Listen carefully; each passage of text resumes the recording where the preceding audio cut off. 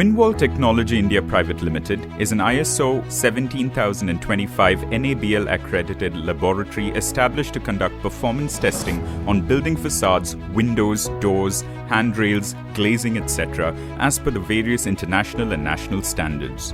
Windwall India is a joint venture set up by Windwall Technology Private Limited, Singapore, one of Asia's oldest and respected facade testing laboratories with over 30 years of experience. Is your ACP cladding fire safe?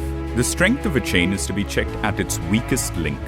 A solid fire safety design is based on a holistic approach. Fire testing is carried out to understand the behavior of fire on the facade system in the event of an outbreak of fire. One of the key tools to quantify effectiveness of fire-safe designs is the NFPA 285 test method, which is a standard fire test method for the evaluation of fire propagation characteristics of exterior wall assemblies containing combustible components. NFPA 285 fire test lasts for 30 minutes.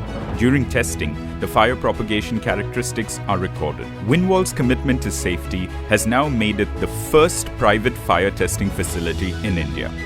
Our team of experienced and reliable technicians work to provide clients with support through the fire testing process. Many of our staff are recognized as international experts within their field.